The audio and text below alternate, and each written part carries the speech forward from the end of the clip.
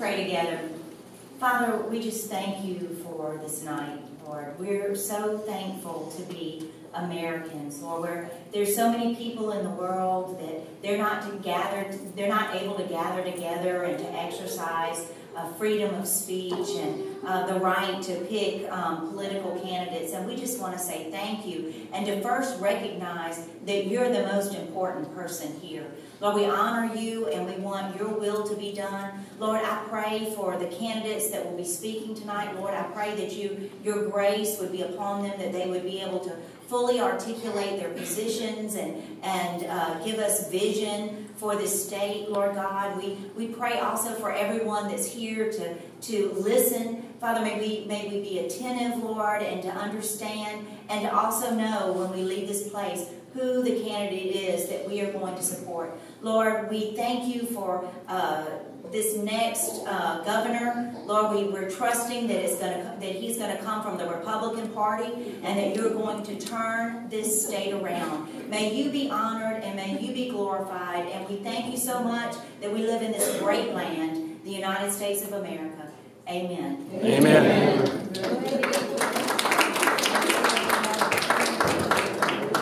I pledge allegiance to the flag of the United States of America and to the republic for which it stands, one nation, under God, indivisible, with liberty and justice for all. Thank you. I want to thank you all for coming out tonight to the Louisiana State Archives. I'm Nancy Landry, Chief of Staff to Secretary of State Kyle Baldwin. Secretary Baldwin regrets that he couldn't be here tonight. He's in North Louisiana today, but he wanted me to express his warm wishes to all of you, and he wanted me to let you all know that the Secretary of State's office is committed to providing safe, secure, and fair elections. As the threat to our elections grow and change, our office is vigilant in our efforts to stay one step ahead. As in any election, there will only be one winner, and while someone may be disappointed with the results, you can rest assured that every vote was counted accurately. As a former elected official, I join Secretary Baldwin in commending all of the candidates here for your willingness to step up and serve the people of this great state. And to the two candidates participating in the forum, good luck to both of you tonight. Secretary Baldwin also wanted me to recognize and introduce to you the newest addition to our agency, Ms. Catherine Newsom. She's right here, Ms. Newsom. Ms. Newsom is our new Executive Director of the State Archives, and Secretary Baldwin has also named her the new State Archivist. Ms. Newsom comes to our agency with outstanding experience from her private law practice, and we're really happy to have her on board. Again, on behalf of Secretary of State Kyle Baldwin, I want to welcome all of you and thank you all for being here tonight.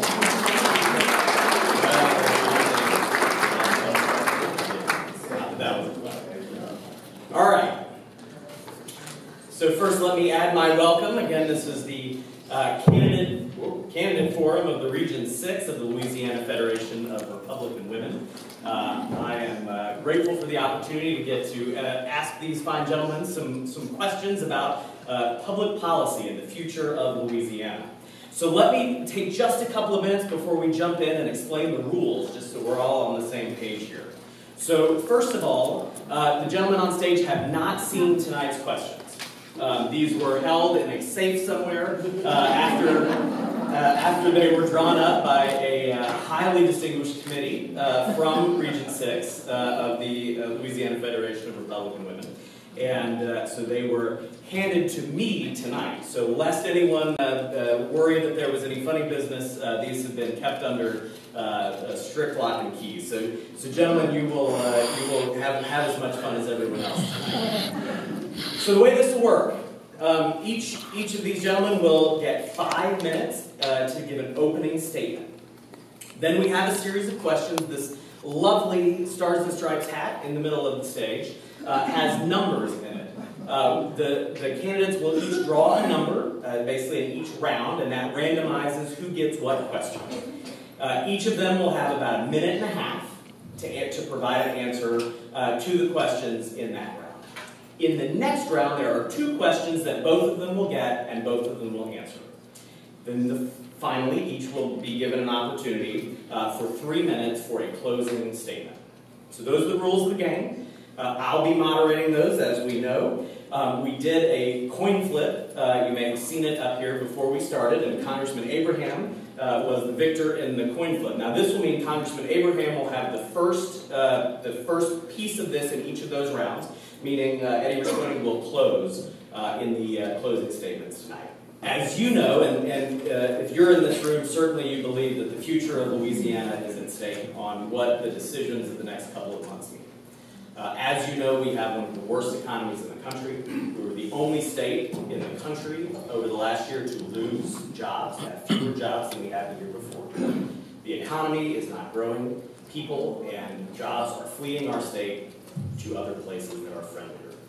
A unique Louisiana story, of course, is we all know someone, a child, a grandchild, a friend or neighbor who's had to leave our state to find good work.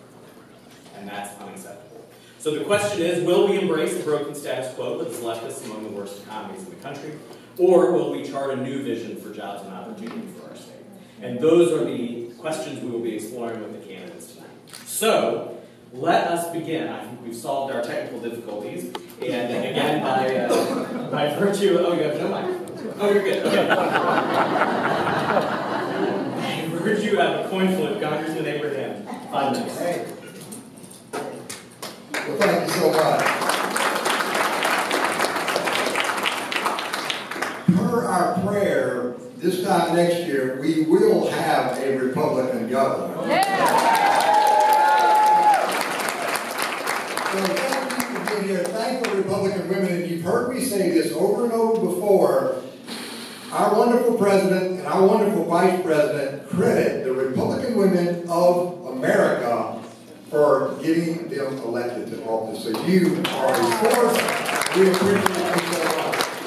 For those of you that don't know me, I am Ralph Abraham. I grew up on a farm in northeast Louisiana where Diane and I still live today. I have been blessed to serve Louisiana as a soldier, as a farmer, as a pilot that still flies for the Coast Guard Auxiliary and the Civil Air Patrol, as a veterinarian, and as a medical doctor now that treats the poorest of the poor in the Louisiana Delta, some of the poorest in the nation.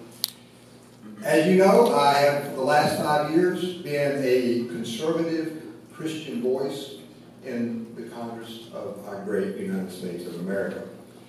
I am the only candidate that's been endorsed by the NRA.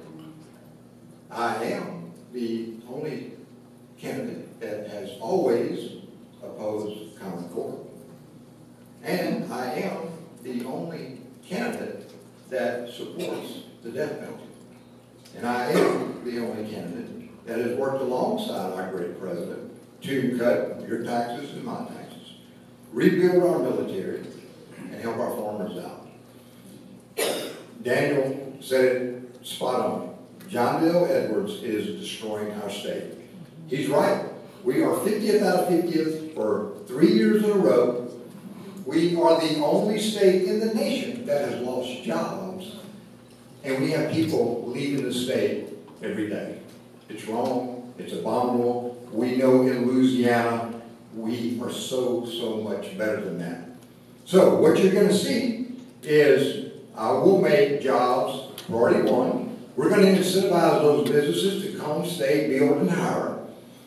Taxes, as we all know, they're too high, they're too many, and they're too complicated. Tax reform, tax rate cut, another priority right off the bat.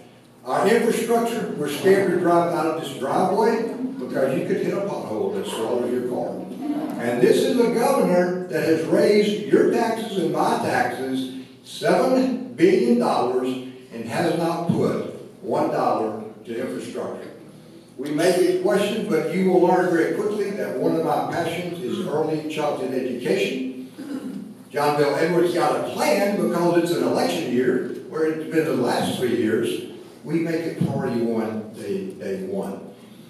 And on the public safety issue, I truly believe, and you're going to find, hopefully we'll get questions on this, if somebody does a violent crime, they will serve every second of their term under my administration. They're not going to get out early, I can assure you that.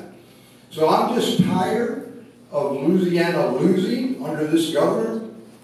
As your governor, Louisiana will win. Thank you very much.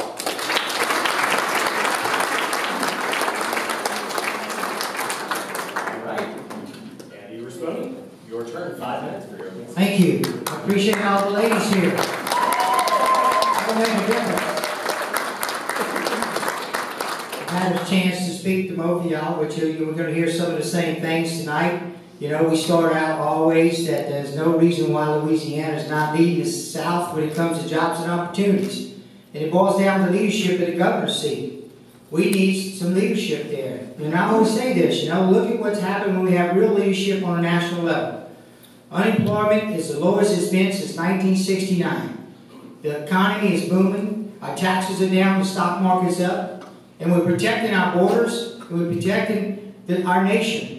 And look what we have with the JV. What do we have, folks? Like he said earlier, we have the lowest GDP in the South. There's no reason why our GDP is lower in the South, lagging behind everyone else. We've had over 50,000 of our citizens leave the state in the last 3 years to find work somewhere else. And I guarantee you, everyone in this room has a child or a loved one or someone that's had to leave this state in the last 10 years, and particularly in the last 3 years. We need a future for them. What are we going to do about it? We haven't raised our taxes. It's actually $4 billion in the last 3 years. And if his taxes stay there for the rest of the time to 2024, it's going to be over almost $10 billion he's raised taxes. We have to do something else. Along with that, he's actually supported New Orleans as a sanctuary city. We need some different leadership. We've heard it over and over again. We are last. We are 50th. We do not have to accept that. And I use this analogy. If LSU was last in the SEC when it came to athletics and education, we would fire everyone, from the provost on down. Why do we keep doing that, folks? I'll tell you just a little bit about myself. I grew up not far from here in North Baton Rouge in a blue-collar family. I've had a job since I was 15, paid my way through college, got a degree in construction, went into the construction business, and about 30 years ago, we started the company we have today. We are extremely blessed. That company today employs over 3,800 families, and last year we did over $364 million in revenues. We have thousands of families working for us. And on a personal note, Linda and I have been married for 13 years. We were both widowed in the early 2000s. We have 7 married children, and we have 24 perfect grandchildren. We're extremely blessed. And that's why we're in this race, folks. It's for our children and grandchildren and your children and grandchildren's future. We have to do something different. And what I'll do is create jobs. There's no reason why we don't lead the South when it comes to jobs and opportunity. God has blessed this state with all kinds of natural resources. We need someone that understands job creation. And I'm that person. I have worked with job creators for the last 40 years. In all sectors of the economy, creating thousands of jobs. I understand what it means to create jobs and how to work with them. Our company alone, like I said, has created thousands themselves, and we have filled those jobs with thousands of Louisiana citizens through education and training. And again, we don't need to raise taxes anymore.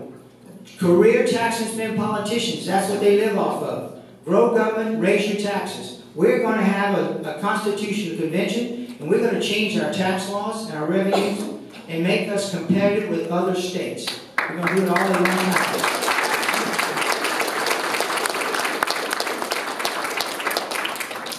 We are going to protect our Christian conservative values. I am pro-life and I am pro-family. And when I say pro-family, our agencies are going to strengthen the family. They're going to work together to strengthen the family, not separate the families, not encourage the degradation of our families. It takes a governor that's going to sit there and say, we're not going to do that any longer. We're going to make changes in how we service our citizens when it comes to all of our social programs.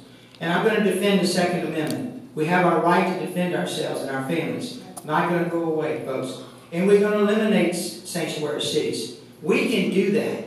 We can make that happen. Sanctuary cities encourage illegal immigration. They threaten our safety, and they cost us to spend our hard-earned dollars. what you are making possible for the state. We have to do something different. And that's what I want to tell you about. We have to do something different. It's time to do something different. And the only way we're going to do that, and the best way to start that, is elect a different kind of governor.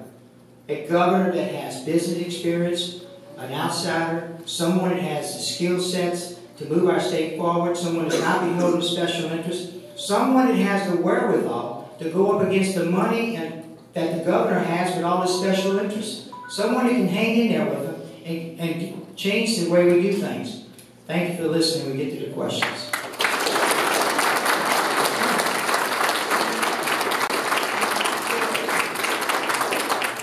Okay, now the magic hat comes into play. So, Congressman Abraham, if you will draw a number. All right, let's tell us what you've got here.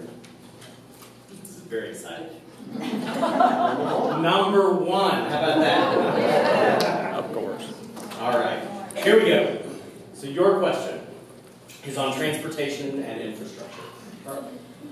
So Louisiana's roads, as we all know, and perhaps felt coming in here, rank bottom 10 nationally every year, costing Louisiana drivers roughly $1,200 per driver per year, equating to billions of dollars over time.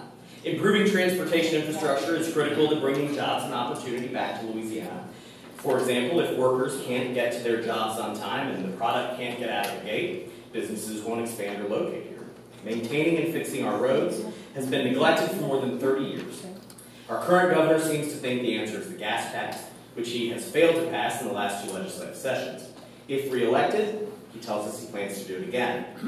The citizens of Louisiana clearly said no to more taxes. A Republican-led effort to fix the worst of our infrastructure problems successfully resulted in the legislature allocating $700 million without raising taxes. With an estimated $12 billion backlog of unmet transportation needs, including 1,800 bridges, which are functionally deficient, and 1,900 which are functionally obsolete. So much more needs to be done. So, Congressman Abraham, how will you tackle our state's infrastructure challenges without raising taxes on overburdened Louisiana citizens? It's a great question. We all know that if you ride down any road here in Baton Rouge, anywhere, they're terrible. You leave here, you go to Texas, they're great. You leave here, you go to Mississippi, they're better than Louisiana. Come on. So, how do we fix this without raising taxes? Because I'm not going to raise your taxes. We are going to make DOTD, for once, accountable. We all know that the TTF, the Transportation Trust Fund, is a piggy bank for this governor to reach in. It's our money. We pay taxes. That's what funds TTF. And spend it, evidently, not on roads and bridges. It needs to come before the legislature. They need to hold DOT accountable and do their job, which most of them are very good at watching the purse, watching our money. If we don't do that, then we will fail from day one.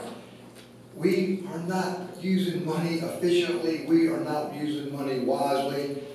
I've looked at the budget. Woo! There is lots and lots of waste, fraud, and abuse. So we're going to hold TTF accountable. We're going to put somebody in charge, actually, of DOTD that knows how to build a road, and knows how to maintain a road, and knows how to build a bridge, and knows how to maintain a bridge. What a novel concept. So that's what we're going to do. Thank you.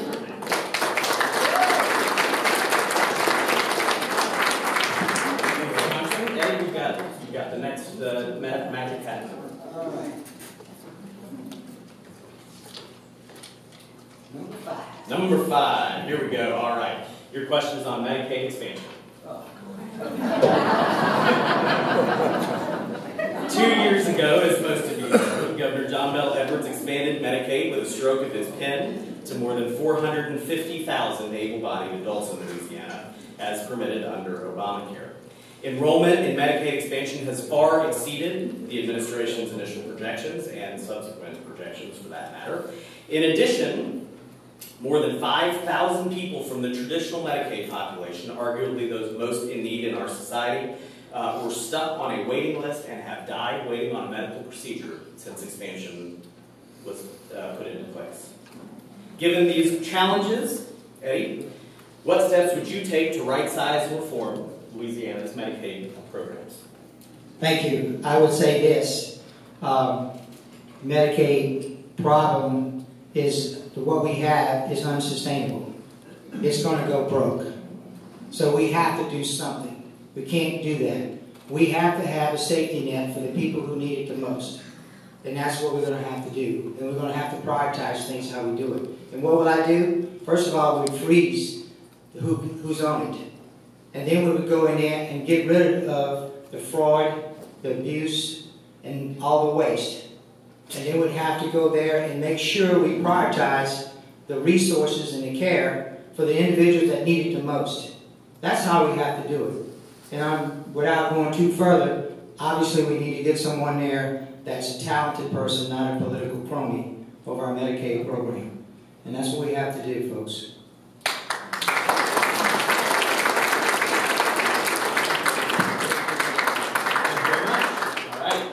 Next question. Boy, the suspense is fun. Well, it could be a 6 or it could be a 9. You're good. They only go to 6. No, they go to 8, but you're good anyway. All right. Education is our topic. I like it. Excellent. Louisiana's education system has made dramatic gains over the last decade, and yet, according to the U.S. News and World Report, Louisiana ranks 48th in the nation in education and 50th in opportunity. Louisiana cannot have a bright future without a workforce equipped with the skills and training to compete in a 21st century economy. It is an economic and moral imperative to ensure that every child has access to high-quality education that meets their needs, regardless of socioeconomic circumstances. So, Congressman Abraham, what is your plan to bring Louisiana's school system into the 21st century and ensure that every child has access to an education that fits their needs? Well, why don't we start with letting teachers teach and parents parent?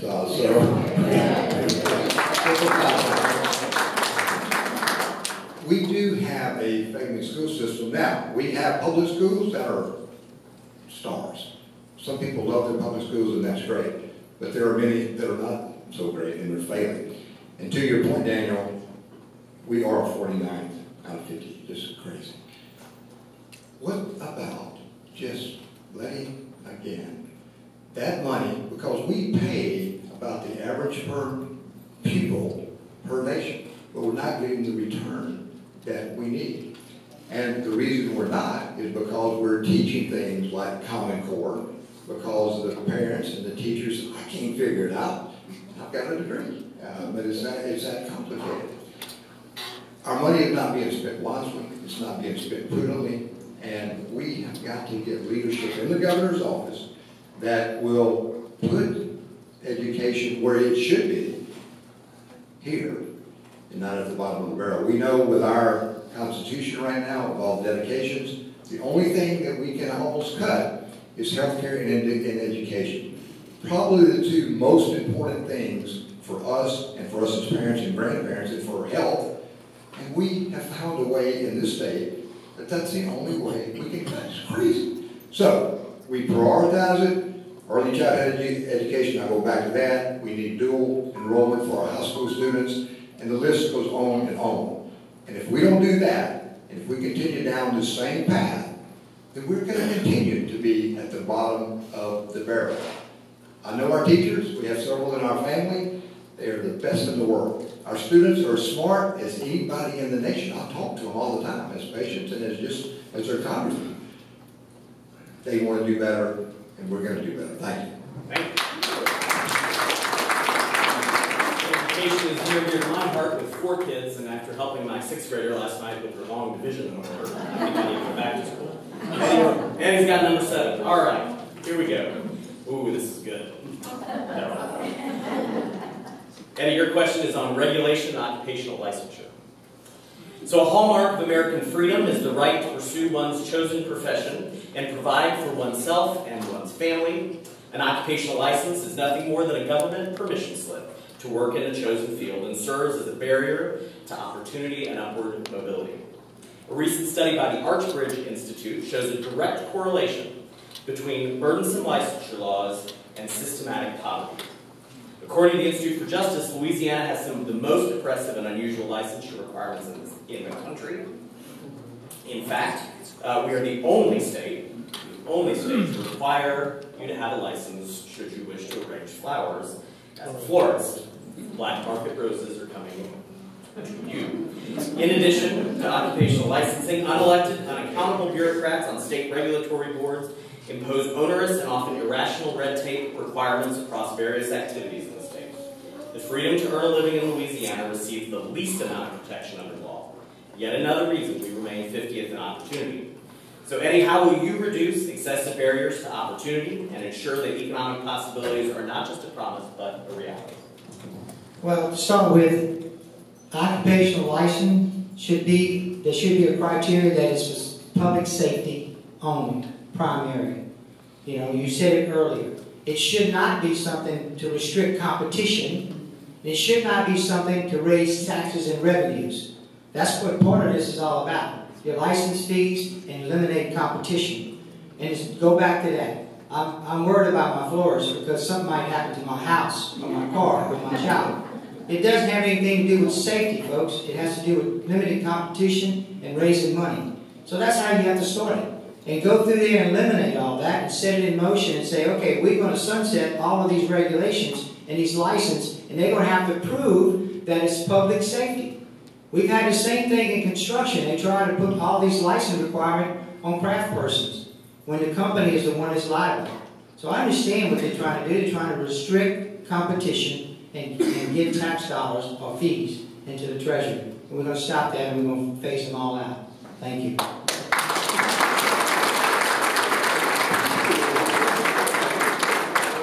Having sent my mother-in-law in Tennessee flowers recently, where they have unlicensed florists, imagine the horror. She did not suffer ill consequences. Very good. Next question. All right, number 8. Here we go. Number 8 is on tax reform. Just an easy topic here. Even as our national economy is booming, as we've discussed, Louisiana is the only state to lose jobs, and our economy is one of the worst in the country. Our antiquated and complex tax system is one of the main causes. Whether it's our non-competitive corporate tax rate, high marginal taxes, centralized sales tax collections, 430 pages in our tax code of tax preferences, carve-outs, and credits, or our unhealthy, constitutionally protected tax dedications that tie our state taxes to federal taxes. We are in dire need of tax reform in Louisiana.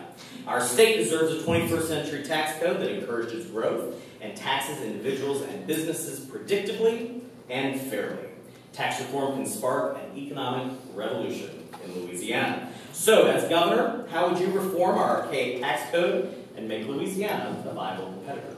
Day one, we're going to call a special session and get a wonderful legislature that are fiscally conservative and want to lower your taxes and my taxes, and we're going to address tax reform, infrastructure, and budget. Those are the 3 big elephants in the room, literally, that have to be addressed. You said it, Daniel. We've got a corporate income tax, it's one of the highest in the South. We've got a franchise tax that needs to go away because it keeps businesses out. We've got an inventory tax for our oil and gas and our car dealerships that are stifling. That needs to be phased out.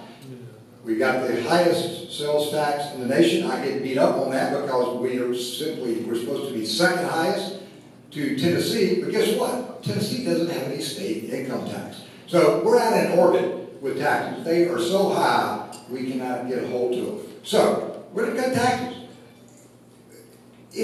Again, I go back to looking at the budget and I just shake my head in despair, and then I get angry at the waste, the fraud, the abuse that has happened under this administration. It's wrong, it's immoral, it's unethical, and I'm going to stop it.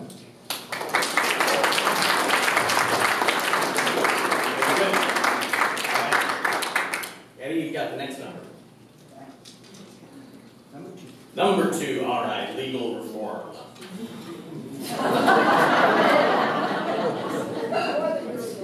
Louisiana You're getting all the good ones. Infrastructure, education, tax reform. What I get, florist? I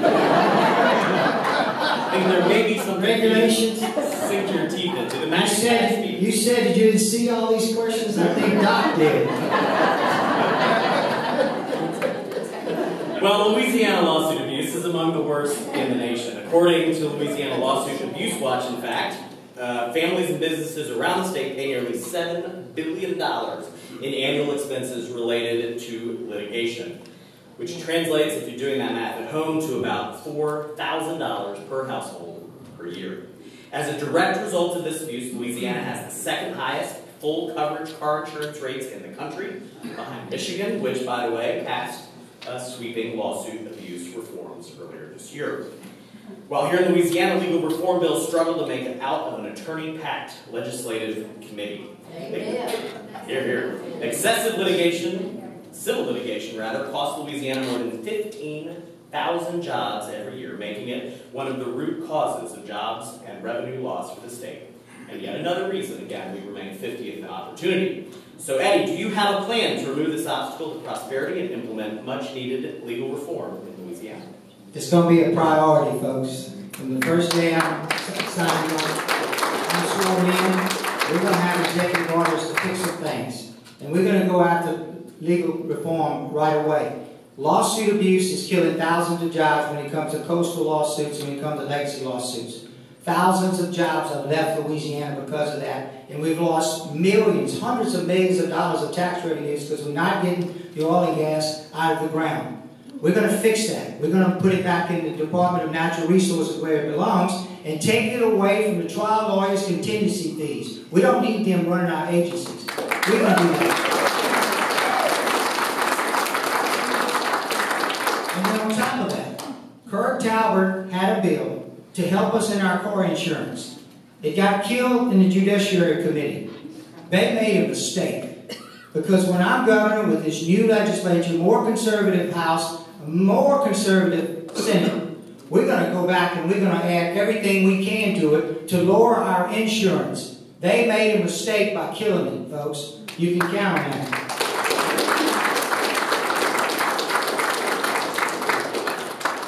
And that's how we're going to start. That's just the beginning of it. And we have some things to do with the criminal justice reform. We have some laws to work on that. We have to do some things there as well and do some tweaking. But that's what we're going to do with the law, legal reform. Thank you.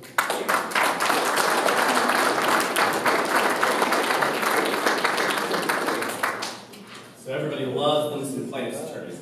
You're next. I'm married to an attorney. Just a good enough. Number 3, here we go. All right, sanctuary cities. Mayors across our nation, including New Orleans, my hometown, have declared that they will not follow federal immigration law and have become so-called sanctuary cities for illegal immigrants. What is your position on mayor-declared sanctuary cities, and do you have an action plan in regard to that? Absolutely. Sanctuary cities, which, by the way, New Orleans is one. They'll say they're not, but they are. That stops day one, hour one on my watch. Sanctuary cities are not going to be policy. In the United States Congress, I have voted every time with the president to try and help him and our wonderful ICE agents, our wonderful Border Patrol agents to do their job. I've been to the border. I know what's down there. I know the drugs that come across. I know those poor children that come across and they're being exploited and abused. And I've seen horrific things that we cannot even say in this forum. So, yes, we will eliminate any concept, any hint, any whisper of ever having a sanctuary city in Louisiana under my watch. We will let our good men and women in uniform, our Border Patrol agents, our ICE agents, the heroes that protect us, that let us sleep safely and soundly at night, do their job and get these illegals out of this country.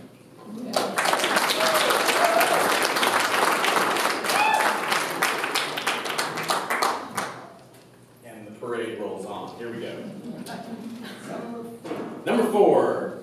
All right, Eddie, you've got red flag laws. So, recent active shooter events in El Paso, Texas, and Dayton, Ohio, have refocused attention on gun ownership and gun safety.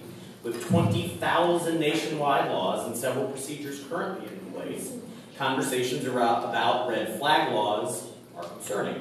Red flag laws deprive citizens of due process and violate the Second and Fourth Amendments. So what is your position on red flag laws, and how will you ensure that Louisiana's Second Amendment rights are protected?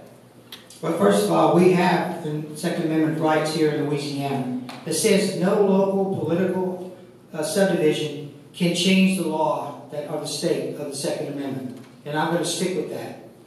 And we're not going to let them make changes, whether New Orleans or whatever wants to do it.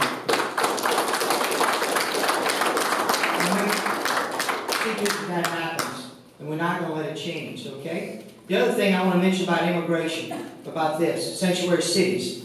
We also are going to do just like that. We're going to pass a law that says if you do not follow the immigration laws, and if you don't support ICE, you're not going to get state funding. Florida, Georgia, Alabama, Mississippi, and Texas has that law. And we'll make a law that says they won't get the funding. We'll stop that from a legal standpoint as well. The same is true with the Second Amendment.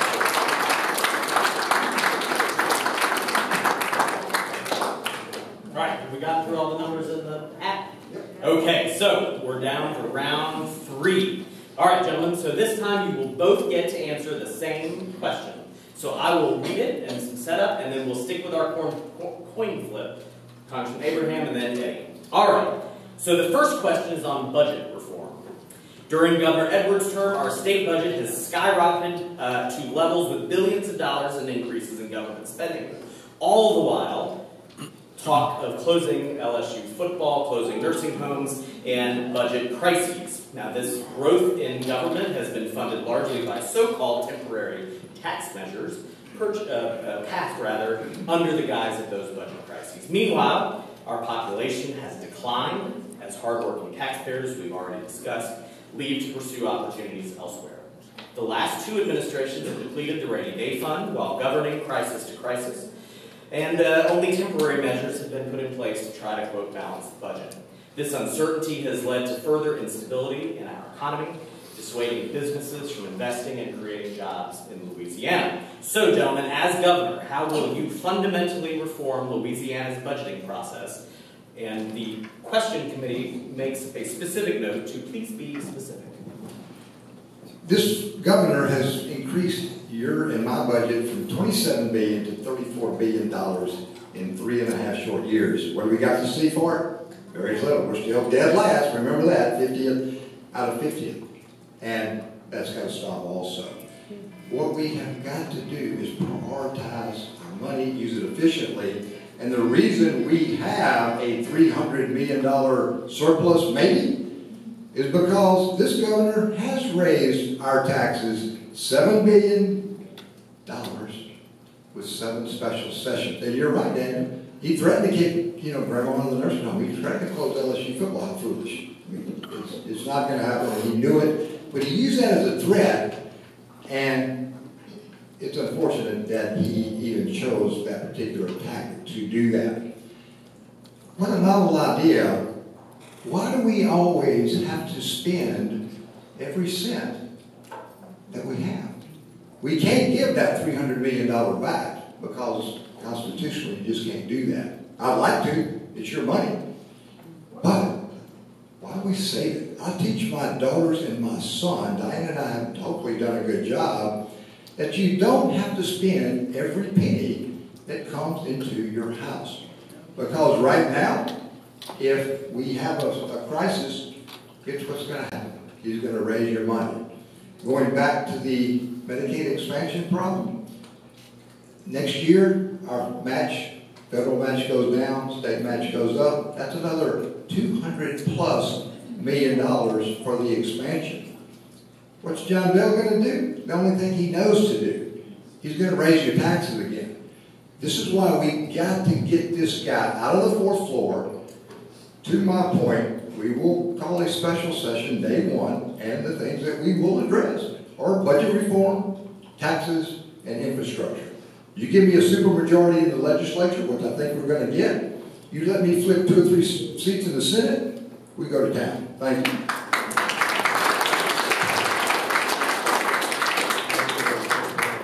Okay, well, let's say this. I'm not going to have to fire anyone, because when I'm elected governor, they're going to be quitting. All these agencies. That's number one. Number one, we're going to have someone in every agency that's talented, that wants to work, not a political crony. And so we're going to know what, we're going to have some leadership in these agencies that understand how to build a budget. A business person knows how to do that. Recruit talented people and make them accountable. That's the first thing we're going to do. Second thing is, we're going to go with zero-based budgeting. We're going to know where we spend, just like you do. We're going to force them to where they spend their money. Third thing, we passed a law in 2018 for the Louisiana checkbook. How ironic. It's supposed to say everything that we're spending in the state agencies. Everything. We had a company came in for $350,000. In 3 months, they could have installed it. What does Darden do? He decides that we want to do it ourselves. He asked for $26 million and said it's going to take 5 years. Guess which agency is going to be the last one to do it in 2 more years? Department of Health. The largest agency spending $14 billion. That's not going to happen. We're going to get that. We're going to know where the money is being spent so we can manage. That's what you do in business. And then the last thing, we're going to have a constitutional convention. And we're going to change taxes and revenues. We're going to change how things are shaped in here. We're going to have a real constitution, not 430-something pages of legal stuff, of legislation. And so the legislators, like Tony, will be able to look at this and say, have some choice to set some priorities. We don't need all that money in this agency. We need to move it over here where the demands are, where the priorities are. That's what we're going to do. We're going to have a constitutional convention to do that. That'll be the fourth thing to do. Thank you for listening. All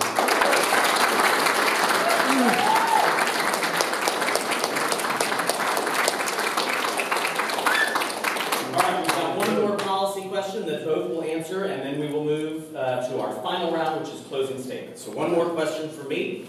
And this is on a constitutional convention. So, Louisiana, as most of you may know, is tied for the most constitutions of any state in our history, and we have one of the longest and most complicated in the country. It has been amended nearly 200 times since its ratification in 1974. For example, the current Constitution, get this, uses 13,000 words just on how to spend your tax dollars. Just as a comparison, the entirety of the U.S. Constitution, which sets up the entire American experiment, was done in just around 7,500 words. This means that current tax dollars are locked up into priorities from decades earlier. Imagine your crazy uncle from 40 years ago has set your spending priorities.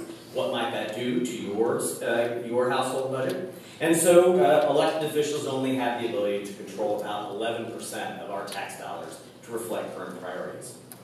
Our Louisiana Constitution lays out taxes, spending, education, and local government, but it's become a nightmare document that gives the legislature almost no control to represent us in Baton Rouge. Opponents to a convention say these problems can be fixed legislatively. So, do you support a convention, convening a constitutional convention? And if so, what areas of the Constitution, in your opinion, should be the focus of reform? We have got over 300 dedications in the current Constitution, and that's why we can only cut health care and education when we incur some type of budget crisis that this particular governor creates by the way he spends our money. So that's got to change. Look, I am a pragmatist, and what we need to do, we do it to fix this state. Now, we have to make sure that if we open that Constitution, it has to be limited. Right now, it can't be. But the legislature can pass a limited amendment that says it can be limited, because once you open that, you have to be very careful. Because there are things in there that are protected, such as protecting the unborn, the right to bear arms, those things that are near and dear to us as good people. Those are good things that we have in our Constitution. But of all the things that we must fix, we've got to get our state back in order. And if that requires a limited constitutional convention, absolutely. Article 7, taxes and revenue, number 1. But like I said, we may, with a good supermajority in the legislature, we can do that right out of the box. And the thing that we have to be careful of is once we open it, we've got to make sure that the delegates and your governor understand the conservative values of Louisianians. Can't buy our way there. We've got to do it with democracy. We've got to do it with vision, and we've got to do it with transparency to you, the general public. So, thank you.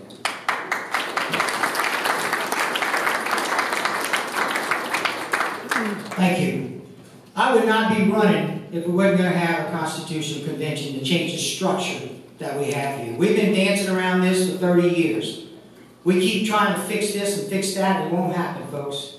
We have to do something totally different. We're going to have a once-in-a-lifetime opportunity here with me as governor. We're going to have a conservative House and a conservative Senate. We're going to pass a bill that has a constitutional convention, and we're going to address it. Our Constitution is not a constitution. It should be structured just like the one we have for the United States. What we have is a bunch of legislation in there. You heard it earlier, 200 amendments. That's just legislation. So we have to restructure. And we have to go and make sure that we do some things when we get there. And we have to be very conscious of how we set it up. We have to make sure we go out and recruit good delegates. We have to make sure that we elect good delegates. And then we have to make sure we have the resources to support them, like with Pelican Institute, to come in and tell them the things that we need to do. And have them make those decisions on how we move our state forward. And get a real constitutional that we can work with. That's what we have to do. And then we have to educate the public why. We have to have those resources. I'm the only person that can do that. I'm the only one that can go out and get those resources to do those things. And work with the legislature to get that done. And we have to do some things. And obviously all of it has to be looked at. But taxes and revenues has to be looked at. Local government has to be looked at. The education has to be looked at. We have in local government. All those things have to be looked at. State employees have to be looked at. We have unfunded liability, almost $19 billion. We have to fix it once and for all, start over, get a real constitution, and go forward. Thank you.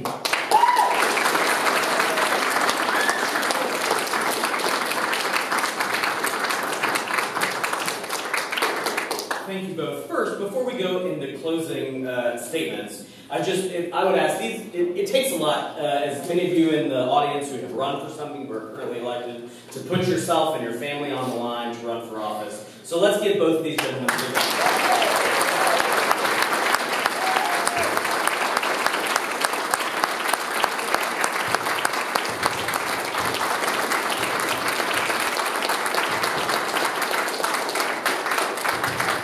Thank you both for your service. We're deeply grateful. And for being willing to come forward and talk about the issues that are going to face our state. This is how we turn it around. By engaging people on these issues, by bringing people together and casting a vision for what we can do. So thank you very much. All right, we've come to the last round of our program. Thank you for your engagement in this. So again, by the coin flip, we're going to start with Congressman Abraham, and then Eddie, you have 4 minutes for a closing statement. And thank you very much. Thank you, about 40 seconds. Thank you again for putting this on for the Republican women. This has been fantastic, and it allows those that are watching by camera and those that are here to understand how desperate we are in this state right now. Going back to the beginning, John Bell Edwards is destroying our state. And if he gets another 4 years, you think what you've seen so far is bad? No. With him not having to re-elect, it's going to be Katie boil the door. We cannot let him and his trial attorney cronies continue to run this state. So it's going to stop. Now, we must win this election.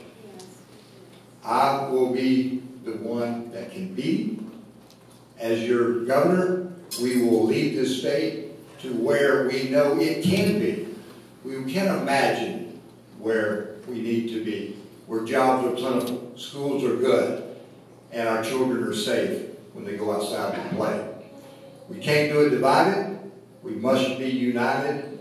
So I ask for your support, I ask for your prayers, and I ask for your votes. God bless Louisiana, and God bless America.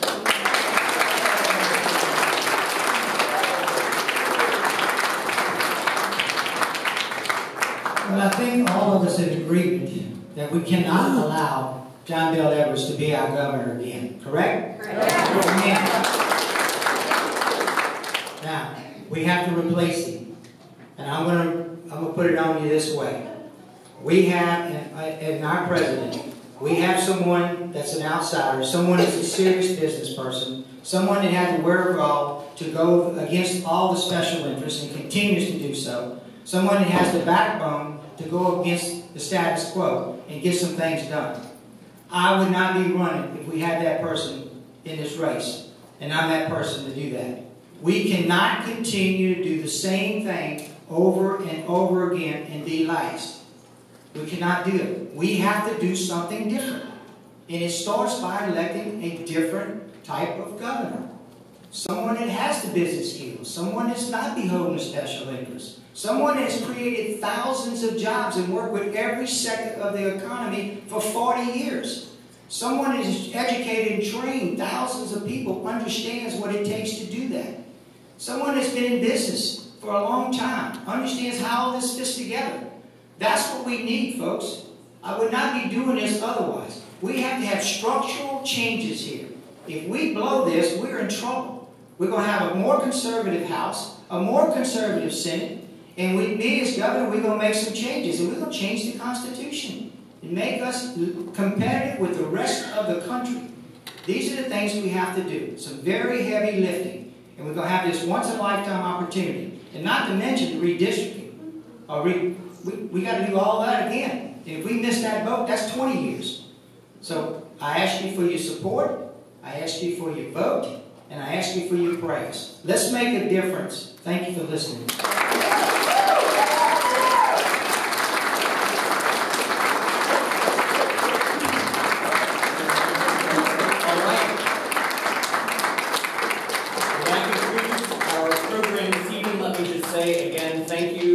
To the District 6 of the Louisiana Federation of Republican Women, for all the ladies who helped put this together. And I'll turn back the podium. Thank you for having me.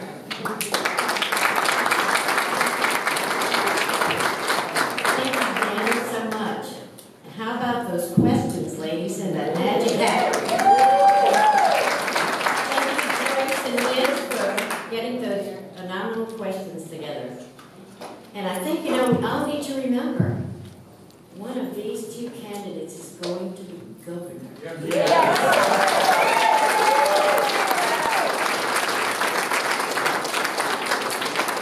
How fantastic is that? I have been waiting for this for some time. And so this evening, we just have a small token that we want to give to each one of them. Also,